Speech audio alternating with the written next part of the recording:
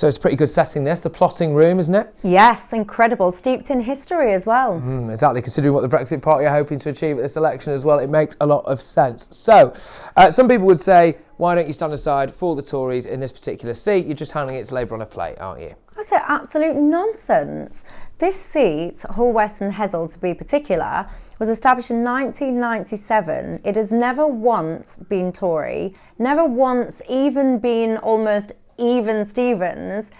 If you're a northerner, a working class northerner, and many people won't really understand this, it is not in your DNA to vote for the Tories. So if anyone should have stood aside, it should have been the Tories, because with my hand on my heart, if I was standing or not, I really would say that people in this city would not vote in their majority, a Tory. I don't believe it.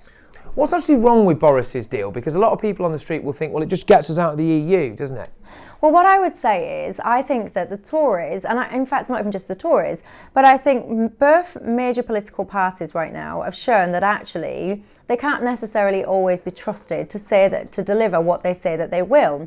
So what you saw most recently Boris making various different promises, which would make things more palatable, if you like. The challenge that you've got is actually, will Boris actually get on and do what he says he will do? Or will, in fact, we just keep seeing extension after extension after extension?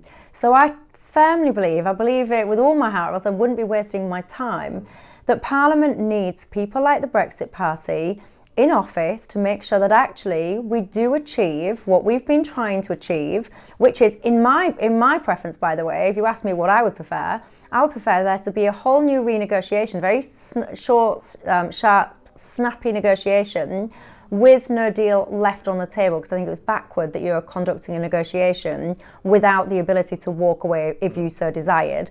But, you know, we are where we are, and now what I would see our role as being in Parliament is almost ensuring that Boris does what he says that he will do. Do you think he's untrustworthy? Well, I guess, you know, at the end of the day, he's a very good operator in terms of making people believe, look at me, this is not me, people, I've tried everything that I can. So I think he's a very shrewd operator in terms of appealing to people. But as we've seen time and time again, we're almost in 2020. We voted for Brexit in 2016. So I think that history would demonstrate to us that actually these people need to be held to account, they need pressure applied, and they need to be properly standing up for the working class people. And as I keep saying, I don't believe that the Tories will get elected in working class places like Hull. Now, a lot of business people, prominent business people, have said that they think Brexit would be bad for this country's economy. You are a very successful businesswoman. Why don't you agree with them? Well, I think that business gets wound up and wrapped up as one single entity. Business isn't just one thing. So you've got small businesses, you've got medium businesses, and you've got larger businesses. So to say Brexit categorically, blanket-wise, is bad for business, I think is just an untruth. Many businesses don't, for example, even trade with Europe. Many businesses don't employ people from Europe. They don't. So what I would say is, I agree that uncertainty has been bad for all businesses, small, medium and large. But I do believe that once you have certainty and you know what you're going to achieve, then as a business, you absolutely should be entrepreneurial, dynamic, and able to adjust to different landscapes. And if you can't, well, I would suggest that perhaps the problem is in your business's agility rather than, you know, decisions that have been taken by the public. Now, I know one of the things that you're big on is the fact that you feel like the North is often forgotten by a Westminster elite, a bubble, as it were. But what's the actual evidence for that? Well, just yesterday, as it happens, there was a report in the papers called State of the North 2019. And what that showed, I'll make it specific to Hull, is that Hull, for example, has a higher mortality rate than places like Romania. And it blows my brain because there's a massive discrepancy between North and South. Many different reasons for that, but mainly it is decade after decade after decade of neglect.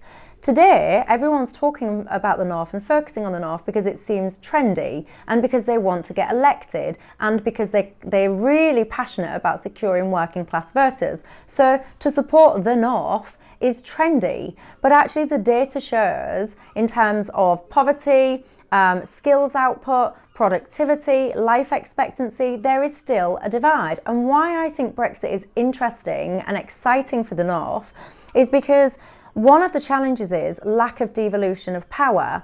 And when you Brexit, you leave the European Union, you have an opportunity to bring powers back from Brussels, but they shouldn't just be consolidated in Westminster. That's wrong. So I'm actually a passionate believer in further devolution to the North.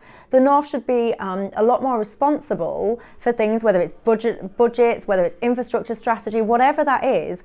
I don't believe that the North should be continuously governed in pretty much most aspects by Westminster. Is the Brexit Party just a single issue party? By that I mean, let's just say whatever happens at this election and some version of Brexit gets done, do they just cease to exist? What happens to the Brexit Party? Well, firstly, I don't believe they're a single issue party, and I almost see the Brexit Party personally as more of a movement than a party per se that's going to be here or not. I think what's happened now is that there has been a real seismic shift in public opinions towards politicians and towards what people call the elite, the establishment, parliament, etc. And I don't see this going anywhere fast. And what, to me, the Brexit Party stands for and why I decided to become one of their candidates, we believe passionately in, for example, political reform. Politics is broken, and that's a sentence that we can tout out very easily. But this 3 years has really shown that. And you have situations like you've got an unelected House of Lords. That to me is wrong. You've got postal vote systems, which can be, shall we say, used dubiously, to say it nicely. Those kind of things need proper reform. You know, we talk about things like foreign aid. The Brexit Party is very passionate about redirecting, or in fact keeping, probably around 50% of the foreign aid that we send overseas. Yes, we need to support developing nations and those in need, but we also have an awful lot of problems in this country that need to be supported and fixed. Now, I know you're very busy, you're going to have to get back on the campaign trail shortly, but I just want to know a little bit more about you, the person, really. You're from a Labour area traditionally, a working class area traditionally. Why didn't you go down the Labour route? I think for me, first and foremost, I didn't really care about politics. I didn't vote till I was 30 years of age, wasn't engaged at all. Then I had really difficult decisions to make, so I was forced to choose. Do I want to pursue a professional career, or do I want to stay put in Hull with my family? And I never felt that was a choice that I should be forced to make. And I've always had a lot of resentment that I had to make a decision. Do I stay in Hull with my family, friends and my home, or do I go and seek professional opportunities? And I've always kind of felt this little bit of I should never have been forced to choose. I should have had a home that could have offered me economic opportunities, professional opportunities, etc., rather than forcing me to choose. So I've always had this passion and belief that Hull could and should be better. And then I just think that I've worked hard, I've tried my very best to become as successful as possible, and rather than being celebrated by Labour, I almost feel like I'm often knocked by them, and I think that's wrong. I think that we should be encouraging anyone to be as entrepreneurial, dynamic and successful as he or she chooses, and when they are that, I think we should celebrate that and learn from them as opposed to knocking them. So I've never really followed this kind of, I've always felt slightly concerned that Labour has been knocking me rather than providing the framework for me to keep going. And the second thing is, the Labour parties that exist today, I do not believe it is the same Labour Party that we was brought up with. I feel they're almost away with the fairies. Every single day, there seems to be this new random policy that they seem to have dreamt up from nowhere that sounds wonderful, and I don't blame people for getting excited about it. You know, free this, free that, free that, free this. Who wouldn't want free stuff? But as we've seen, they've done their manifesto, and then they've very quickly realised, oh, there's this group that we kind of forgotten about, WASPy, that sounds good, let's promise them some free stuff as well.